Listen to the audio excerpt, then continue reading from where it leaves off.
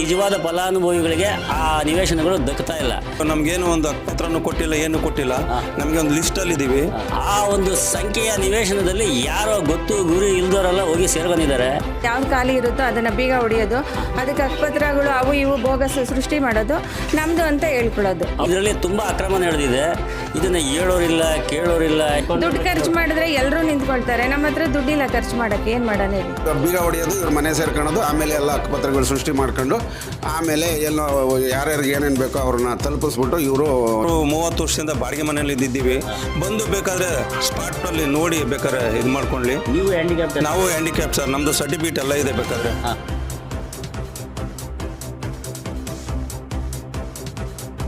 ನಮಸ್ತೆ, ನನ್ನ ಹೆಸರು ಮಂಜುನಾಥ್ ಎಚ್ ಅಂತ. ನಾನು ರಾಜ್ಯ ವಿಜಯ ಕರ್ನಾಟಕ ರಕ್ಷಣಾ ವೇದಿಕೆ ಜಿಲ್ಲಾಧ್ಯಕ್ಷನಾಗಿ ಕಾರ್ಯನಿರ್ವಹಿಸ್ತಾ ಇದ್ದೀನಿ. ದೊಡ್ಡಬಳ್ಳಾಪುರ ತಾಲೂಕು ಕಸಬಾ ಹೋಬಳಿ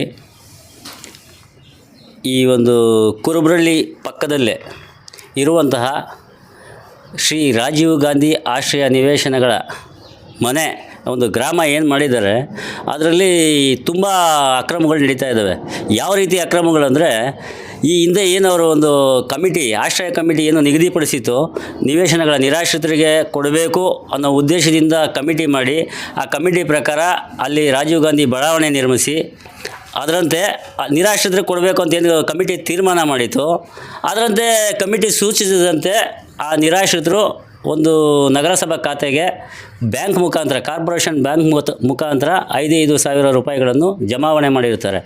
ಅದರಂತೆ ಅಂದಿನ ಕಮಿಟಿ ಮತ್ತು ಅದಕ್ಕೆ ಸಂಬಂಧಪಟ್ಟ ಅಧಿಕಾರಿಗಳು ಅವರಿಗೆ ಒಂದು ಸಂಖ್ಯೆ ಅಂತ ನಿಗದಿಪಡಿಸಿ ಸಂಖ್ಯೆ ಕೊಟ್ಟಿದ್ದಾರೆ.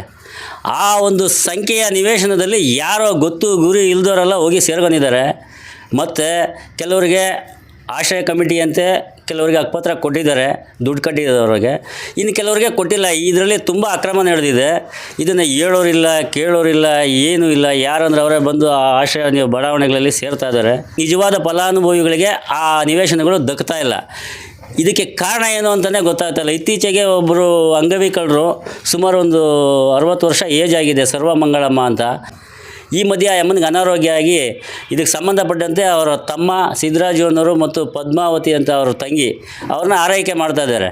ಅವರು ಆಸ್ಪತ್ರೆ ಮನೆ ಅಂತ ಅವ್ರನ್ನ ಆರೈಕೆ ಮಾಡೋವಂಥ ಒಂದು ಸಿಚುವೇಷನ್ನಲ್ಲಿ ಅವರಿಗೆ ಸೇರ್ತಕ್ಕಂಥ ಮನೆ, ನಿರಾಶ್ರಿತ ಮನೆ, ಬಡಾವಣೆ ಮನೆಯಲ್ಲಿ ಏಕಾಏಕಿ ಯಾರೋ ಒಬ್ಬರು ಅಪರಿಚಿತರು ನುಗ್ಗಿದ್ದಾರೆ.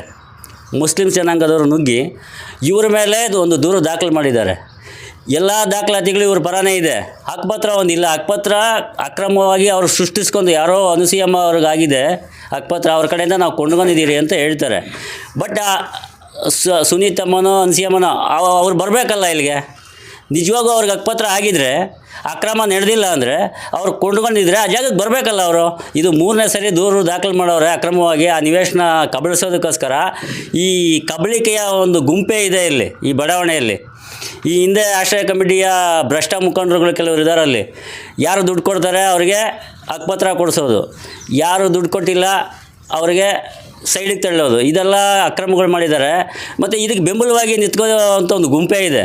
ಅದು ಸಂಘಟನೆ ಆಗಿರ್ಬೋದು, ಕಾನೂನು ಪ್ರಕಾರ ಪೊಲೀಸ್ನವರೇ ಆಗಿರ್ಬೋದು, ಯಾರೇ ಆಗಿರ್ಬೋದು. ನಿಜವಾಗೂ ನಾನೊಂದು ಮನವಿ ಮಾಡ್ತೀನಿ ಪೊಲೀಸ್ನವ್ರಿಗೆ, ದಯಮಾಡಿ ಯಾರು ಸತ್ಯವಾಗಿಯೂ ನಿಷ್ಠೆಯಿಂದ ಪ್ರಾಮಾಣಿಕವಾಗಿ ಕಾನೂನುಬದ್ಧವಾಗಿ ಕಮಿಟಿ ತೀರ್ಮಾನದಂತೆ ಹಣ ಕಟ್ಟಿ ನಂಬರ್ ಪಡ್ಕೊಂಡಿದ್ದಾರೆ ಅವರಿಗೆ ನೀವು ಸಹಾಯ ಮಾಡಿ.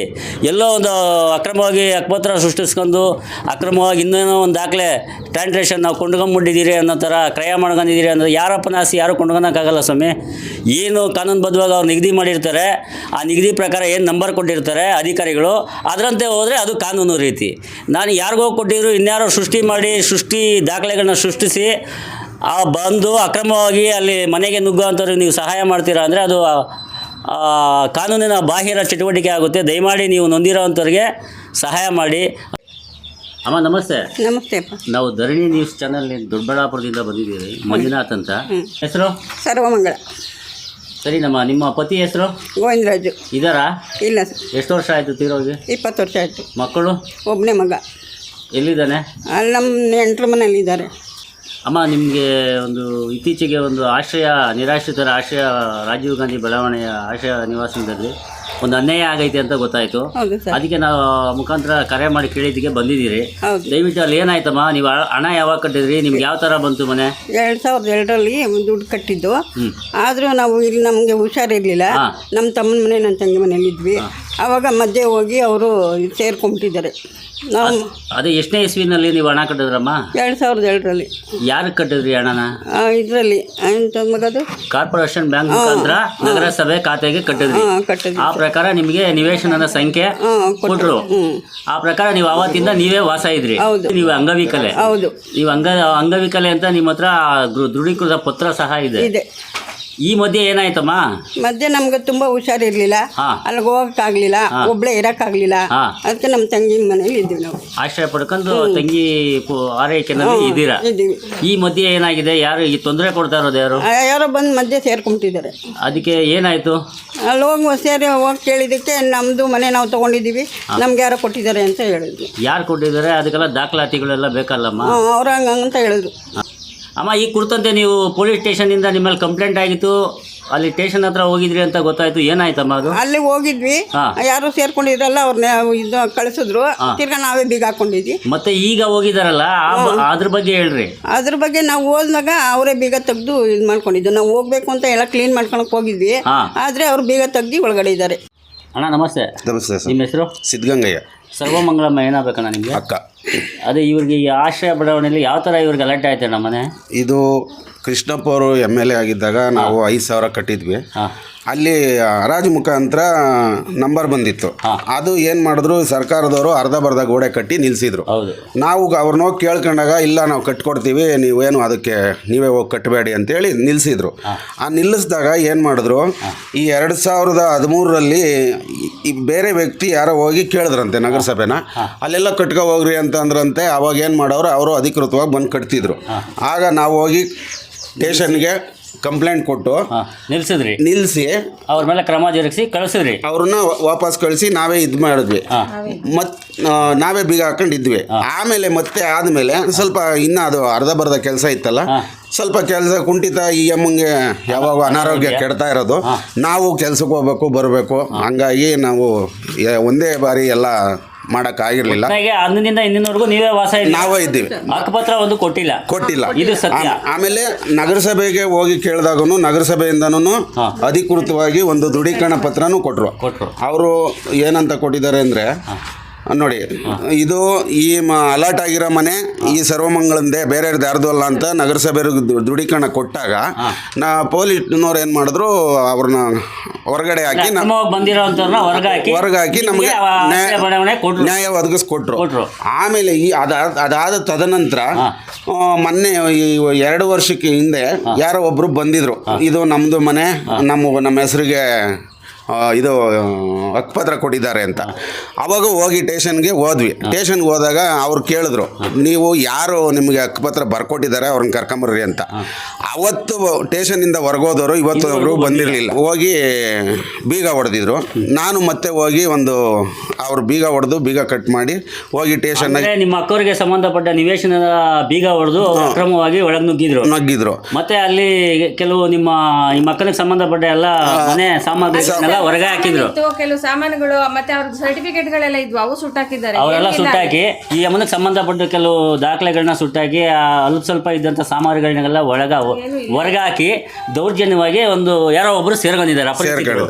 ಆಮೇಲೆ ನಾವು ಹೋಗಿ ತಿರುಗಿ ಮತ್ತೆ ಪೊಲೀಸ್ ನನ್ನ ತಂಗಿ ಹೋಗಿ ಕಂಪ್ಲೇಂಟ್ ಕೊಟ್ಟಾಗ ಆಯಿತು ಕರೆಸ್ತೀವಿ ಮಾತಾಡ್ತೀವಿ ಅಂತ ಹೇಳಿ ಇದೇ ಹೇಳ್ತಾ ಇದ್ದಾರೆ. ನಿನ್ನೆ ಶನಿವಾರ ಕೋರ್ಟ್ ಆದೇಶ ತಗೊಂಡು ಹೋದ್ರೂ ಅವರು ಯಾವುದು ಅವರು ಇದ್ರ ಬಗ್ಗೆ ಕ್ರಮ ಜರುಗಿಸಿಲ್ಲ. ಹಂಗಾಗಿ ಅದು ಅಂಗವಿಕಲೆಗೆ ಆಗಿರೋ ಅಲರ್ಟ್ ಅಂತದನ್ನ ಇವರು ಈಕೆ ಒಬ್ಬಳದೇ ಅಲ್ಲ, ಸುಮಾರು ಜನದ್ದು ಎಲ್ಲ ಹಿಂಗೆ ಮಾಡಿದ್ದಾರೆ. ಎಲ್ಲರದು ಯಾರು ಸ್ವಲ್ಪ ಮಿತವಾಗಿರ್ತಾರೆ, ಅವರು ಗಲಾಟೆ ಮಾಡೋಕ್ಕಾಗಲ್ಲ ಅಂಥವ್ರದ್ದು ಅವ್ರನ್ನ ಹೊಡೆದು ಹಾಕೋದು, ಈ ಬೀಗ ಹೊಡೆಯೋದು, ಇವ್ರ ಮನೆ ಸೇರ್ಕೊಳ್ಳೋದು, ಆಮೇಲೆ ಎಲ್ಲ ಹಕ್ಕುಪತ್ರಗಳು ಸೃಷ್ಟಿ ಮಾಡ್ಕೊಂಡು ಆಮೇಲೆ ಎಲ್ಲೋ ಯಾರ್ಯಾರಿಗೆ ಏನೇನು ಬೇಕೋ ಅವ್ರನ್ನ ತಲುಪಿಸ್ಬಿಟ್ಟು ಇವರು ಎಲ್ಲ ಹಿಂಗೆ ಮಾಡ್ಕೊಂತವ್ರು. ಮೇಡಮ್ ಅವರೇ, ನಿಮ್ಮ ಹೆಸರು? ಪದ್ಮ. ಇವರು ಸರ್ವಮಂಗಳಮ್ಮ ಏನಾಗಬೇಕು? ನಮ್ಮ ಅಕ್ಕ. ಇವರಿಗೆ ಯಾವ ಥರ ಅನ್ಯಾಯ ಆಗಿದೆ ಅಂತ ನೀವು ಭಾವಿಸ್ತೀರಾ? ಅನ್ಯಾಯನೇ ಇದು. ಅವ್ರು ಹ್ಯಾಂಡಿಕ್ಯಾಪ್ಟ್ ಅಂತ ಗೊತ್ತಿದ್ದು ಅವ್ರು ಒಳನುಗ್ಗಿ ಏನು ಪೊಲೀಸರು ನಮ್ಮ ಕಡೆ ಏನು ಗಮನ ಕೊಡದೇ ಇರೋದು ಇದು ಅನ್ಯಾಯನೇ ಅಂತ ನನಗೂ ಅನಿಸ್ತಿದೆ. ಇದು 2ನೇ ಸರಿ ಈ ಥರ ಆಗ್ತಾ ಇರೋದು ನಮ್ಗೆ ಅನ್ಯಾಯ. ನಾವೇ ಆ ಪೊಸಿಷನಲ್ಲಿ ಇದ್ರೂ ಬೀಗ ಹಾಕೊಂಡು ನಾವೇ ಇದ್ದು ಅವ್ರನ್ನಲ್ಲಿ ಬಿಟ್ಟು ಅಲ್ಲೊಂದೊಬ್ಬರು ಇಲ್ಲೊಬ್ರು ನೋಡ್ಕೊಳಕ್ಕಾಗದೆ ನಾವು ನಮ್ಮನೇಲಿ ಇರಿಸ್ಕೊಂಡಿರೋದ್ರಿಂದ ಬೀಗ ಹಾಕಿರೋದು ನೋಡಿಕೊಂಡು ಅವ್ರು ಹ್ಯಾಂಡಿಕ್ಯಾಪ್ಟ್ ಅಂತ ಗೊತ್ತಿದ್ದು ಅವ್ರು ಹೋಗಿ ಅಲ್ಲಿ ದೌರ್ಜನ್ಯವಾಗಿ ಸೇರ್ಕೊಂಡಿರೋದು ಅದಕ್ಕೆ ನಮಗೆ ಕಷ್ಟನೇ ನೋವೇ ಆಗ್ತಿದೆ. ಆದರೆ ಇದಕ್ಕೆ ಯಾರೂ ಸಪೋರ್ಟ್ ಮಾಡ್ತಾ ಇಲ್ಲ.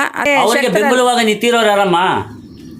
ಎಲ್ಲರೂ ನಿಂತಿದ್ದಾರೆ, ರಾಜಕೀಯವಾಗಿರ್ಬೋದು, ಪೊಲೀಸರು ಎಲ್ಲರೂ ನಿಂತಿರ್ತಾರೆ. ಯಾರಂತ ಹೇಳ್ಬೋದು, ಎಲ್ಲರೂ ನಿಂತಿರ್ತಾರೆ.